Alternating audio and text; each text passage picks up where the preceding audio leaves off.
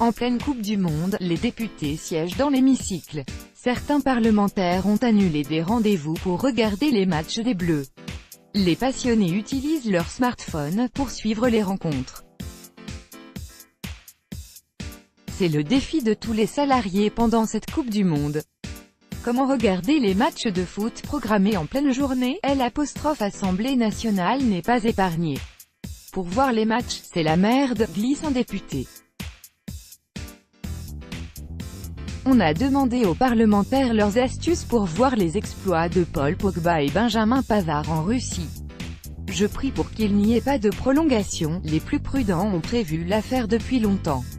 Il y a le vital, c'est-à-dire les Bleus. Dès que le calendrier était connu, j'ai bloqué les dates pour que mes collaborateurs ne placent pas de rendez-vous. J'ai d'ailleurs alerté certains collègues qui avaient complètement zappé. Je leur ai dit qu'organiser une réunion publique en plein France-Australie, ce n'était pas judicieux, lance François-Michel Lambert, député LREM des Bouches-du-Rhône. Un match de l'équipe de France, c'est un rendez-vous incontournable, poursuit-il. De toute manière, ma passion m'empêcherait de me concentrer. Pour le quart, France-Uruguay, vendredi à 16 h, j'ai dû négocier car j'avais un rendez-vous avec la préfecture du Bouches-du-Rhône.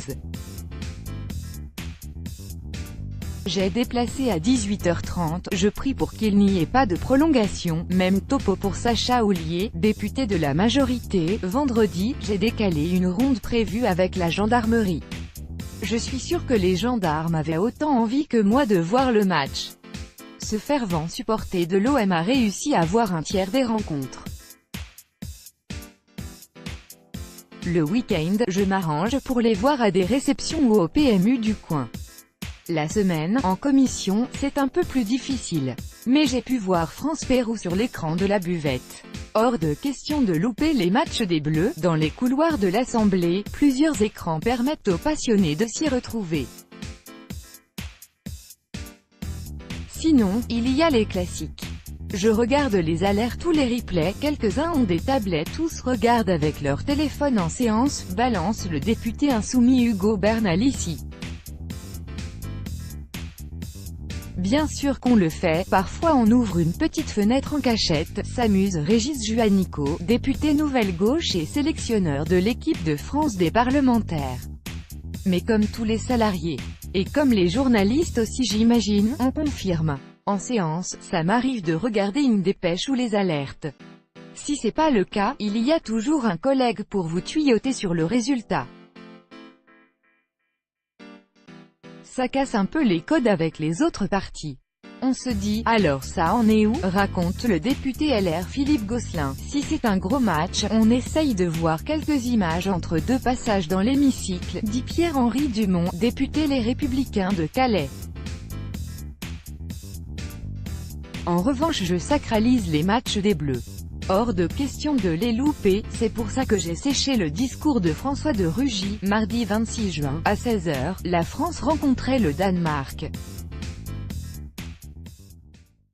Le moment choisi par le président de l'Assemblée pour faire un discours de fin de session. On avait obtenu le droit de pouvoir regarder le match dans la salle des commissions des affaires culturelles avec l'équipe de foot des députés. Mais quand on a appris que le président avait prévu de prendre la parole, on a annulé et on s'est débrouillé autrement. Il n'y avait d'ailleurs pas beaucoup de monde pour l'écouter, confie Régis Juanico. Un décalage en cas de demi-finale mardi, le quart de finale de vendredi ne devrait pas poser de problème aux députés. Mais mardi soir, l'éventuel demi pourrait se télescoper avec la séance publique consacrée au projet de loi constitutionnelle. Pour l'Euro et le mondial précédent, il y avait eu une adaptation des débats dans l'hémicycle quand la ferveur devenait importante. Je n'ose imaginer un rendez-vous dans l'hémicycle le soir de la demi-finale face au Brésil ou la Belgique. Si on gagne vendredi, je peux vous dire que de 20 h à 23 h, je ne prévois rien, prévient François-Michel Lambert.